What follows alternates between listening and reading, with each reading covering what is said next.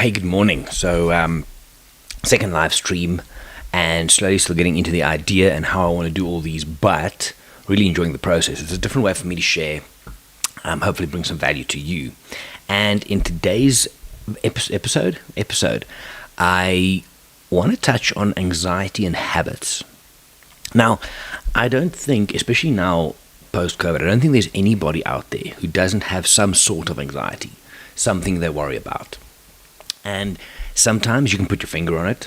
Other times it's just like this worry that something's wrong and I don't know what to do about it. It's a normal thing. Now, anxiety is even in nature. If you look at something like impalas, right? They're at the bottom of the food chain. They seem tense and anxious all the time. There is a certain amount of it that's healthy, but then when it goes over that, not so much. We can normally break it down to fear and anxiety. Fear is something that happens when you are threatened, there's a risk of harm, and that's normal and natural, but it's a fleeting thing that comes and goes. Anxiety, on the other side, tends to take us to a place where we overthink, we overfeel, and then bad decisions can get made. Now, how I want to link these is if you look at habits, right? A habit is something that you do again and again and again. And I mentioned this in the video on my Instagram earlier this week, maybe last week. But a habit is something that you go into autopilot on. So it just happens. Again, imagine for me if you brush your teeth, for example. You get up, you walk to the sink. Do you literally think through every step of the way? Do you apply mental energy to think? Hold toothbrush, get toothpaste, put toothpaste on toothbrush. And you think, no, it kind of happens automatically. You just go for it. During that time, your brain, for that mental activity, can switch off and just do what it should do. Same goes for driving. If you're into a habit of, for example, doing exercise just when you get home, that becomes a habit.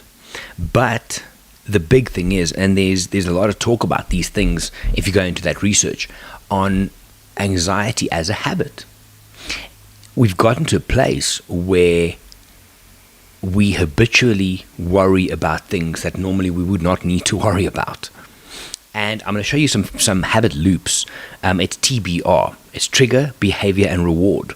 And with that little loop, what happens is you go into anxiety, or you have anxiety, you go into this loop, and it either just keeps you there, or it makes it worse. But your brain thinks, hey, cool, no, don't worry about this. I've done something. So let's just look at a few kind of breakdowns and descriptions over here. Anxiety, it's a feeling of worry, nervousness, or unease, typically about an imminent event or something with an uncertain outcome. Normally, we overthink these things dramatically, right? We dramatically overthink these things. So that's the first step. Now, if we go further, in the absence of past experience or accurate, important information, you'll find it really hard to shut off that worry switch and calmly plan for the future.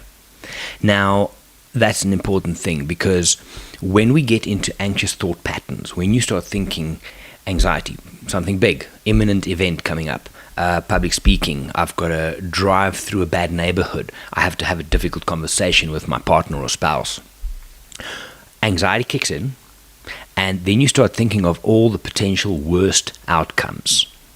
And the brain, unfortunately, we are wired negatively, because negative stimulus in the past was important, because if you didn't pay attention in the old days when we lived in the bush and cavemen days, bad things could happen. So it's important for us to pay attention to negative things. However, in today's world, if you have a difficult conversation with someone, you're not going to die. But the brain still acts like it's a life-threatening event, and it feels like it. So going back here, in the absence of past experience and or active information, you find it really hard to switch that worry trigger off.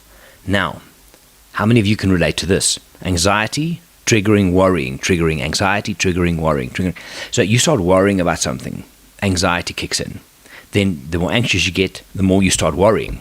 So, as an example, if you have kids, in the old days, if I lived around the corner from where I am now, so if I went to visit a friend, my mom would say to me, okay, cool, you're going to walk down that road, and when you get there, you phone me immediately so I know that you're safe.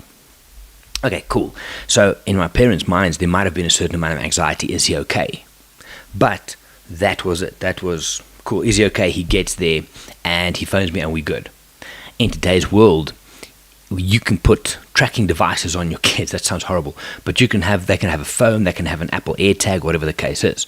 So you now have more information with which to deal with the situation. So as little Johnny starts walking, you go and check on the phone and you say, okay, cool, he's around the corner, he's going. But why did he stop? Maybe he's, I don't know, petting a dog or tying up his shoelace. Suddenly there's this information that comes out, he's standing still, something happened. No, he's moving again. So the initial anxiety through more information, incorrect information, gets triggered. Then you start worrying, why did he stand still? Why is he not moving on this tracking device? But then he starts moving again, and the anxiety, and it just keeps looping around and around and around. You can take this to any part of your life. It's a very, very real thing. So going on from there, let's go back here. So if we look at that then, addiction. This is an interesting one. It's the continued use despite adverse consequences. Now, most people, when we talk about addiction, right, is we think about things like drugs, alcohol, sex addiction, porn addiction. There's all of these very hardcore things that when we speak about addiction, that's what you think it is. However, if we look at our description, the continued use of something despite adverse consequences. Social media, your phone, bad eating habits, not taking care of yourself, toxic relationships. Those are addictions. Social media is an addiction. And I don't have to tell you guys this, you probably know this. But the continued use, even though you know something's bad for you, you continue doing it. Online shopping, right? It's so easy. Just click and come. It's not good for you because you might not have thought that through all the way. But if we start looking at the addictions we have in our lives, and all of us have them, me, you, all of us, but it's the continued use despite negative consequences. Anxiety, for some people, is an addiction. And it's because of these feedback loops, these habit loops, that your brain thinks you've done something in order to cure it. So let's go a little bit deeper onto that. If I look at here, addiction, right. Anxiety is a bit trickier than most habits, bad habits. To manage anxiety, we need a bottom-up approach. So let's start with something simple. What are the 3 things that you do every day? What are your main addictions? All right. What bad habits are you currently doing despite adverse consequences? Because if you know you are using too much social media, if you know, and you will know, if it is, you'll know. If you know you're not eating healthy, but you keep on eating all the cakes and the sweets and stuff, that will start causing a baseline anxiety, right? You'll get anxious because, damn, am I compromising my health? This might happen just below the surface, but it's there. Then anxiety might kick in a habit loop and it starts feeding the whole process. When you are overwhelmed, and this is an important thing, by the fear of the future, anxiety is the fear of the future, yeah?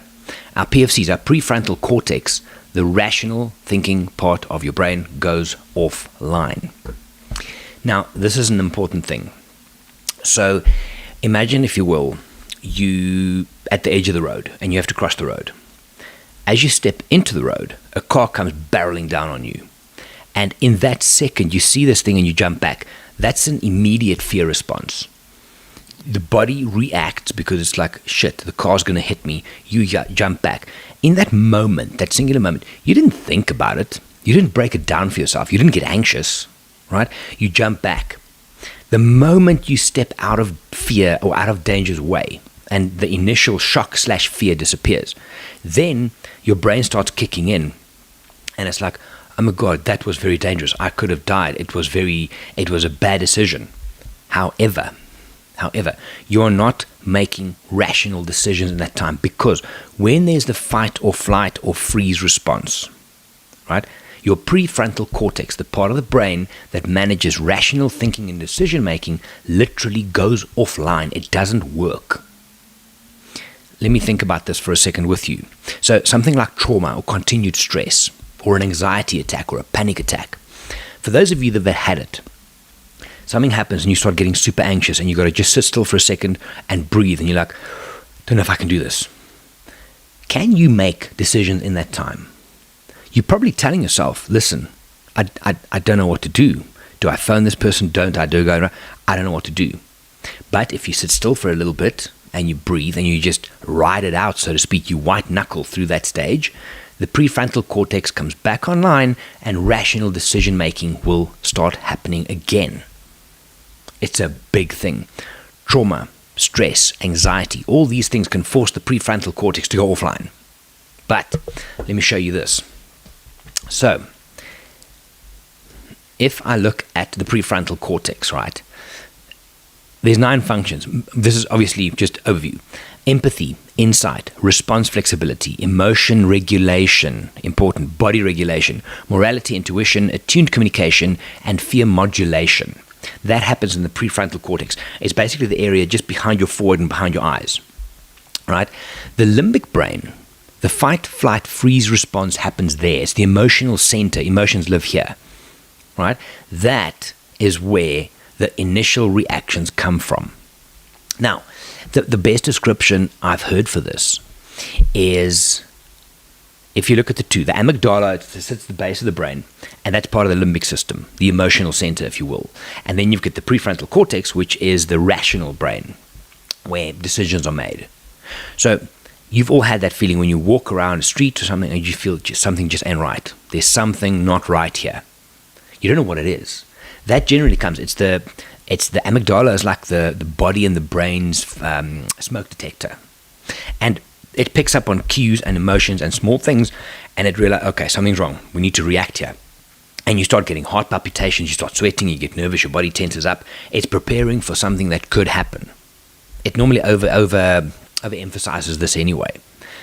If you then start looking around and you start paying attention, prefrontal cortex kicks in and it looks at the situation and it says, okay, cool, this is not too bad. No, the guy that was over there, he wasn't looking at me in a bad way. He was just tying his shoelace, whatever the case is. So you start rationalizing that.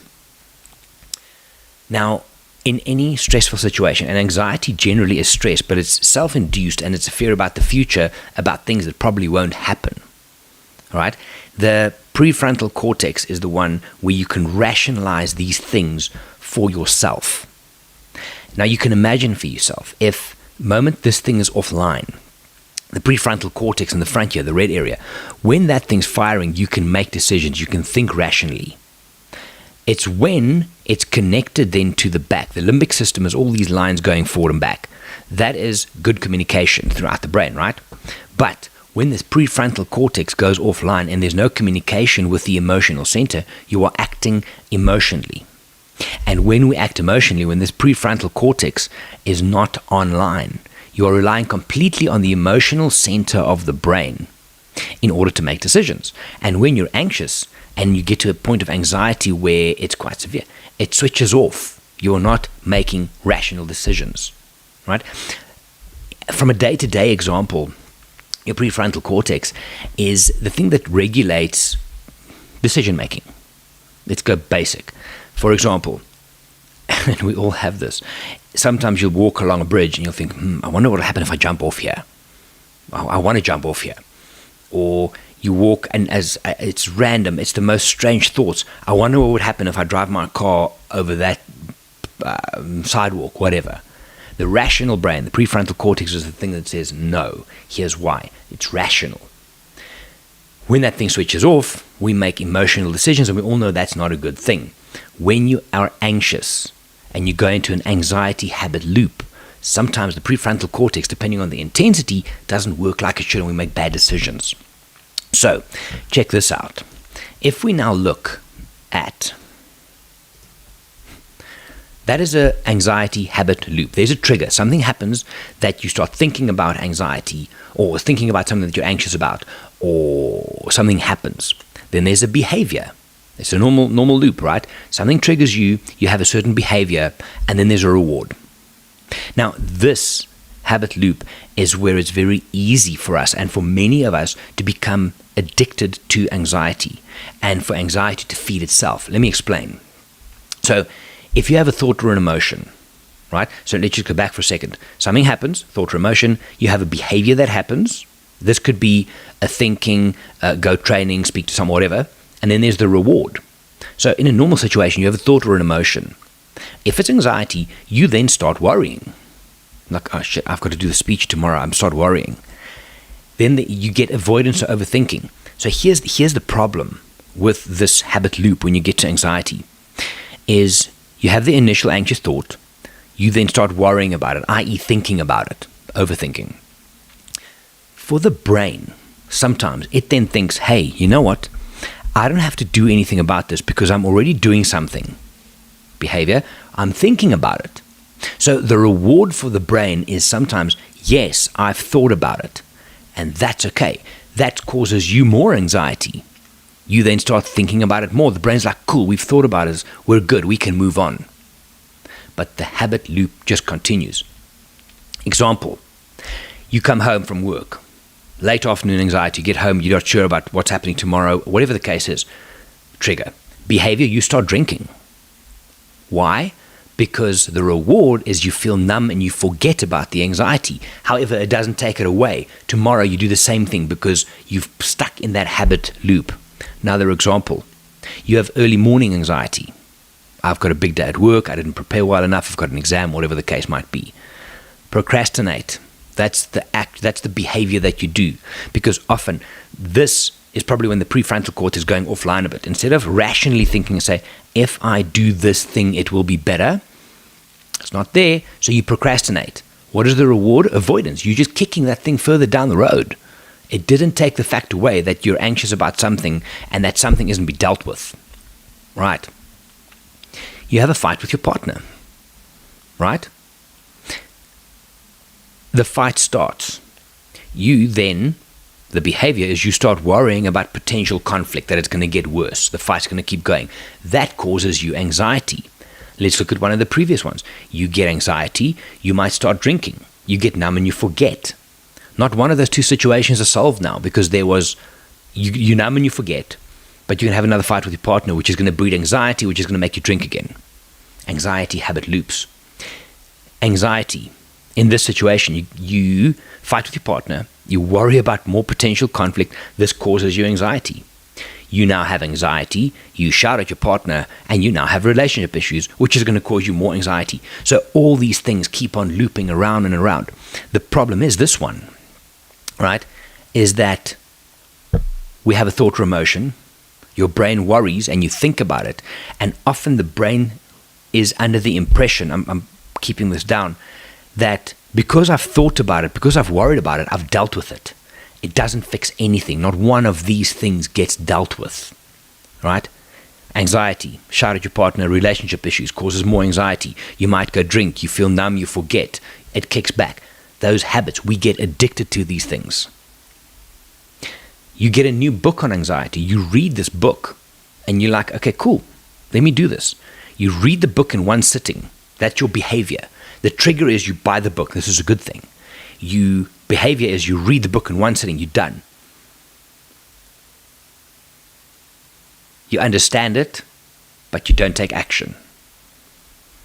So what? You're just going to get the next book, read it. Because the behavior, the reward is I've read the book.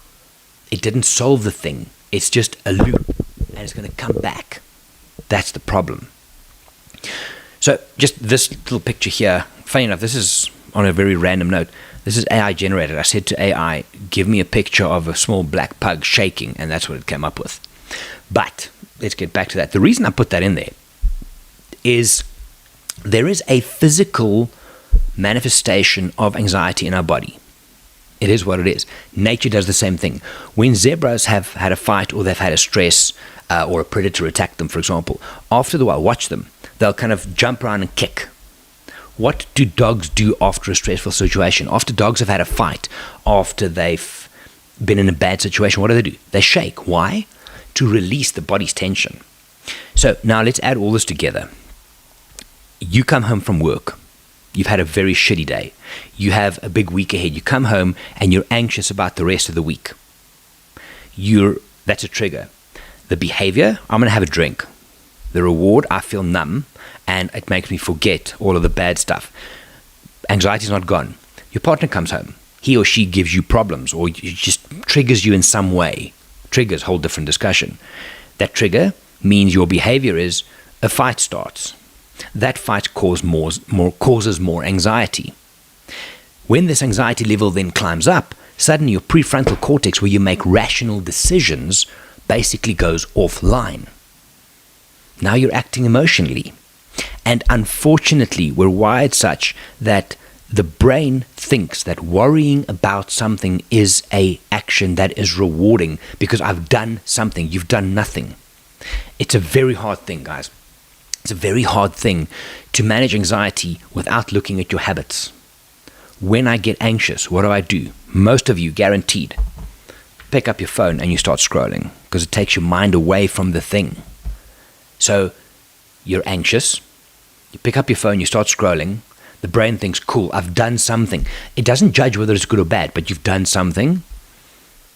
Reward is, cool, I've scrolled social, I'm good. Anxiety is not away. Something else happens, kicks that into hoop again. The problem with this is, it's fed our anxiety because it's a very easy answer, and the brain doesn't judge whether it's good or bad. I've done something. I've always said to my coaching clients that 1 is better than 0, and this can go through mental health, physical health, relationships, family, whatever the case might be. And in this case, it's the same.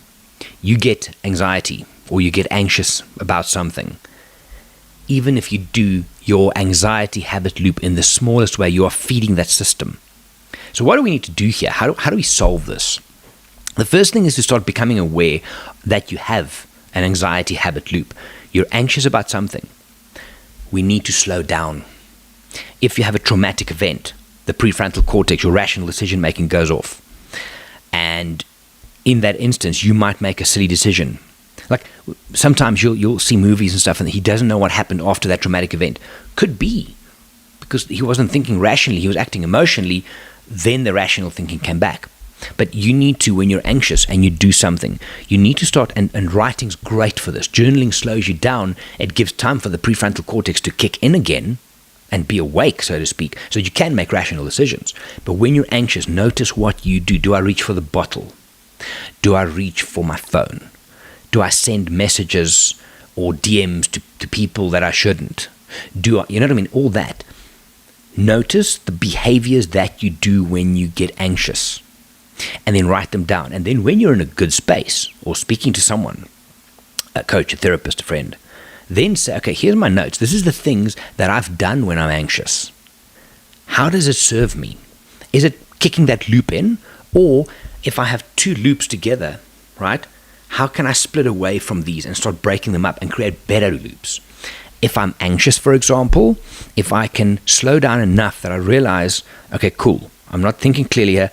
Let me go and train or get on the treadmill or lift heavy weights. Then you're starting to break the bad habit loops and you're creating good habit loops.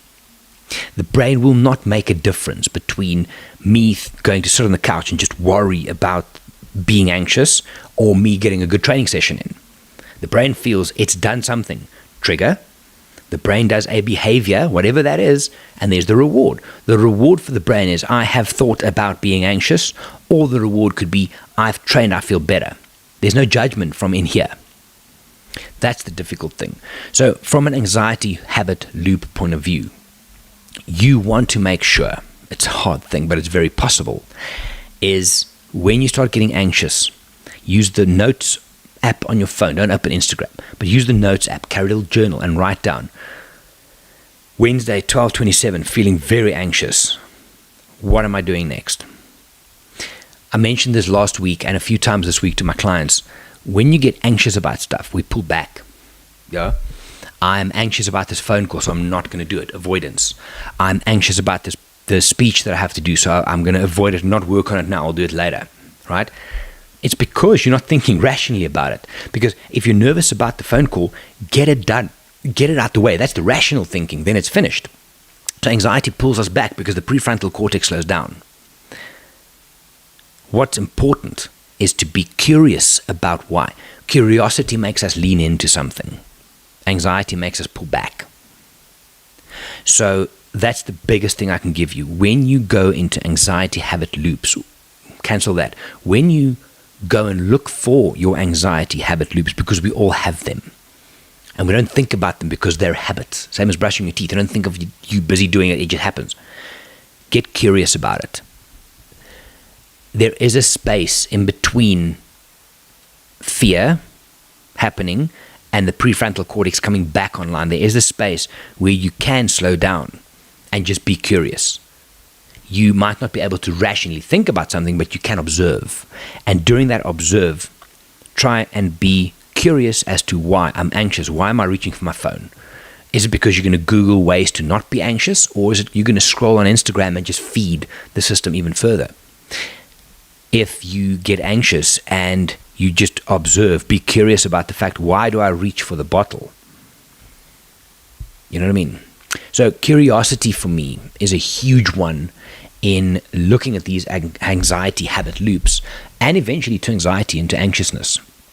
It's obviously, we're talking top level stuff here, but it is the start of it. And then once you realize that you have these habit loops, and some of them, it can be deep, some of them can just keep on looping 15 steps deep, 16 steps deep, but you don't know it. We get addicted to it. We get addicted to the fact that I'm anxious, I sit and worry about it, so therefore I've done something. It makes us, at some level, it makes us feel good that we've done something, and you get addicted to that feeling. So the moment you realize, when you go and look, that you have these loops, then you need to see how you can break them. And that normally, working with a coach, working with a therapist, really looking in the mirror and having a good hard talk with yourself. But curiosity is the start of that.